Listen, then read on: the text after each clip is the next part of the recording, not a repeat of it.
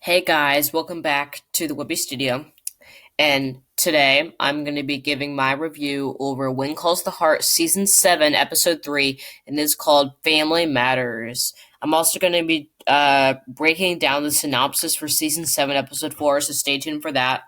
Yeah, I'm just going to go ahead and get into the episode. Okay, present mode. Okay. So I have a couple more bullet points than typical because a lot happened in this episode. There was a lot of different plot lines going on. Last episode focused on pretty much just one plot line in general, which was Nathan's father. This one focused on four or five, so there was a lot of stuff going on. Well, really, yeah, five, because the first two kind of combined into one, but I just made like a little separate bullet point on it. So I guess we'll just go ahead and start from the top. So Nathan investigated is starting to investigate his father's crimes. As you remember from the end of the last episode, Nathan arrested his father for apparently stealing a necklace. Um, so he searches out for that case. Um, what he does is that he has another Mountie help him, and he tracks in the person who actually stole the necklace. He confesses to it, and he is in jail right now. But then Nathan's father decided it's best to leave.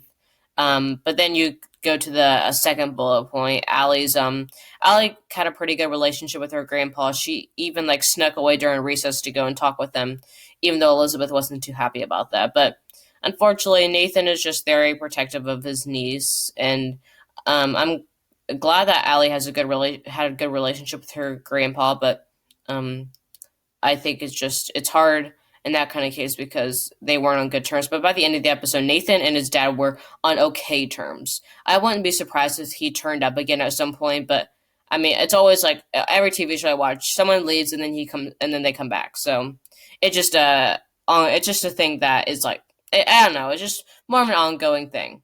Okay, so moving on to Elizabeth and Lucas and like the whole writing storyline. So Elizabeth has been continuing writing her story, and she shares more chapters with Lucas at a time.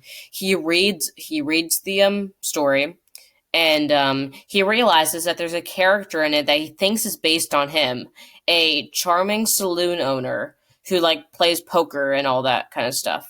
So he thinks it's based on him, which is funny because that's almost what his description says when you look at his character online. Um, but it was funny, and she says that that's merely fiction. I mean, I don't know what I think about that.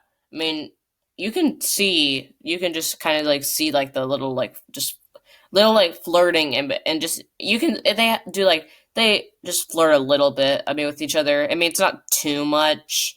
I mean, but it's right where it needs to be right now, especially because with the triangle between Elizabeth, Lucas, and Nathan. I thought it was an interesting way to do it, like in like writing format. That like Elizabeth writes a character that's based on Lucas. He actually like researches into it and confronts her, and she's like, "It's merely a work of fiction." So I think that was like interesting in a way to like somehow like write about him, you know. So I like that. Moving on to the Faith and Carson Medical School storyline. So when I read the synopsis for this episode, I wasn't exactly impressed because I thought that they were going to be driven away from each other, and they kind of were. Faith got accepted into a program that was like a year away, but then she got accepted into another program that like she had to like learn like one day. Also, like Carson, for some reason, started to take on an interest in photography, which is kind of funny. But like, Faith confronted Carson. He says that it's best for her. She should do what she wants, and she wants to go to this medical school. So he promises to visit. So then she leaves. Well, no, she doesn't leave yet, but she's like preparing to leave. Um, and then they say like he promises to visit. So my opinion about this is, well, I don't know. Like Faith and Carson, I mean, they've been through a rough patch of stuff. I don't think this time they're gonna be driven away together. Based on next episode synopsis, which I'll get to in a little bit, I think that they're gonna be staying close together. This was just one another instances where, like, by the end, they're like, okay, Faith is gonna leave, and they're gonna do long distance. Well, the synopsis for the next episode proves not. So I'll just get to that in a little bit. So we'll move on to Jesse and Claire wedding rules. So Jesse and Claire's wedding is coming up. I'm pretty sure it's going to be at the end of the season. So they start assigning roles. Um, I'll just talk about them for a second. Jesse's best man is Lee. Claire's maid of honor is Rosemary.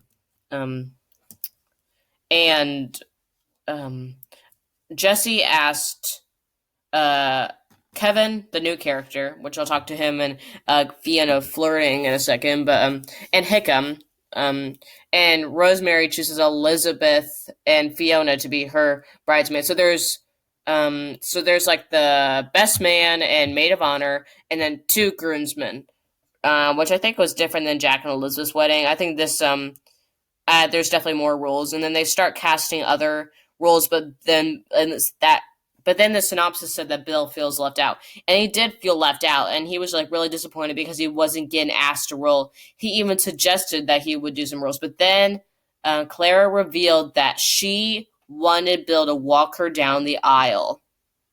She says that he's the closest thing that she has to a father. I'm like, I knew he would get an important role. I mean, even when I was talking for the synopsis for next episode, I knew he would get an important role because Bill is just a really strong character and he gets the best role. So good for him. I'm happy for him. Like I said, I'm excited for Jesse and Clara's wedding. I'm really excited to see that. Okay, moving on to the last bullet point. So Fiona and Kevin start flirting this episode. So it started out with like Fiona just wanting to get some things done at like Kevin's store. But then it kind of just grew into a flirtation. Which I don't even know. I mean, it was like cute, but we don't know really anything about. I mean, Fiona we know a little bit more about, but Kevin is this character who just popped out of nowhere. He is now the groomsman and she's the bridesmaid. So I wouldn't be a bit surprised if they are the ones to like kind of like link arms and go down the aisle. And of course, Rosemary Leewell, which that would mean Elizabeth and Hickam would have to. I don't know. Something could definitely change because this is like a 10 episode season. Something could definitely change. I don't think it's going to be Elizabeth and Hiccup. It could definitely be something happens to Hiccup. Oh, why am I saying Hiccup? Hickam. And I don't know. And like Lucas or Nathan fill in, and then the other one's jealous or something like that. I don't know. But that's pretty much. I mean, I liked it. We just don't know much about Kevin's character. Okay. So now I'm going to read the synopsis for next episode. Just break it down. So season 7, episode 4, Sweet and Sour Synopsis. Interesting title, though, honestly. Okay, here we go.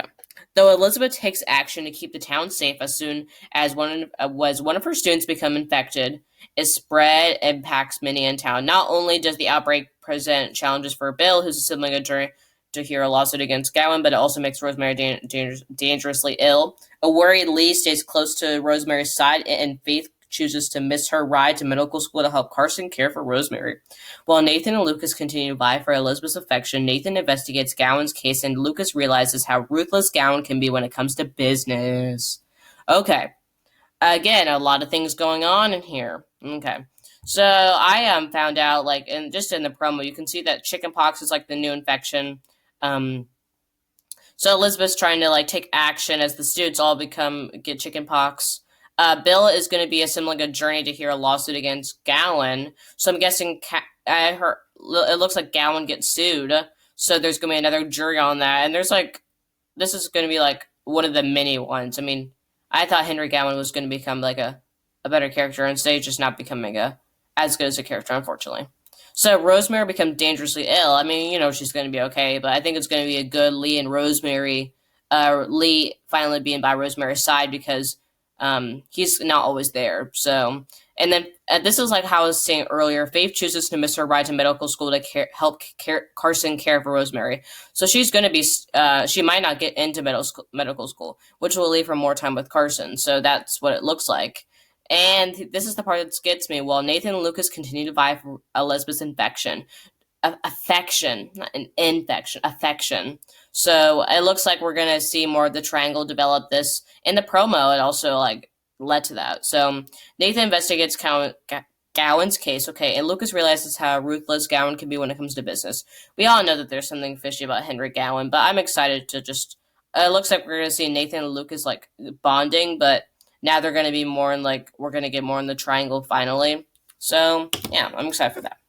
Okay, that is going to be it for my video. Stay tuned next week for my When Calls the Heart Season 7 Episode 4 review. Thanks, everyone, for watching, and bye.